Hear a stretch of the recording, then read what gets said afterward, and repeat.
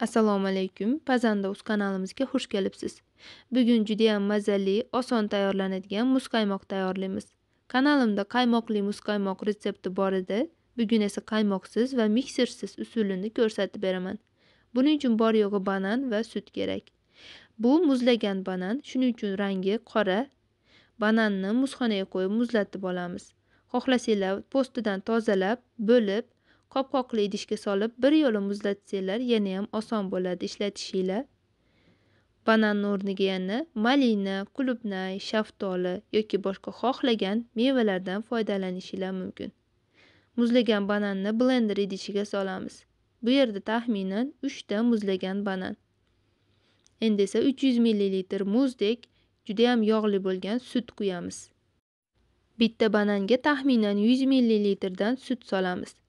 Endi blenderda yaxshilab aralashtiramiz.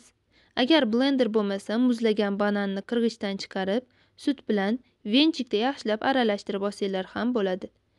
Tabga ko'ra yana kakao qo'shsanglar shokoladli muzqaymoq bo'ladi.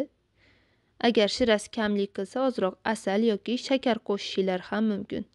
Mana endi buni qopqoqli idishga solib, ustiga xohishga ko'ra shokolad yoki mevalar teramiz. Men ozroq malina terdim, lekin hech narsa solishinglar shart emas. Qopqog'ini yopib 1,5-2 soatga muzxonaga qo'yamiz. Mana menda 2 soatdan ko'proq muzxonada qoldi, shuning uchun juda ham qotib qolibdi. Agar juda ham qattiq bo'lib qotib qolsa, xavotir olmanglar. Xonada ozroq qoldirsanglar yumshaydi.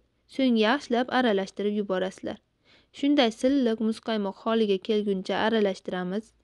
Yana qopqog'ini yopib, yana 15-20 minutga muzxonaga qo'yamiz. Bu orada esa muzqaymoq idishlarini va xohlagan toppingni tayyorlab olamiz. Bunday vaflilarni esa magazinlardan topishingiz mumkin. Mana yana 20 daqiqadan so'ng muzqaymog'imiz tayyor. Endi buni xohlagandek idishlarga yoki vafliga solamiz. Ustini esa xohishga ko'ra bezatishingiz mumkin.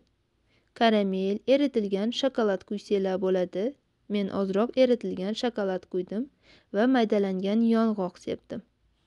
To'g'risini aytaman, bu muzqaymoq qaymoqli muzqaymoqdek yog'li, yumshoq bo'lmasligi mumkin. Eng asosiysi keragicha muzlatishingiz kerak. Juda ham qotirib yubormanglar. Mazasi esa bananni yoqtiradiganlar uchun juda ham mazali muzqaymoq bo'lishiga ishonaman. Albatta tayyorlab ko'ringlar. Fikringizni esa izohlarda kutib qolaman.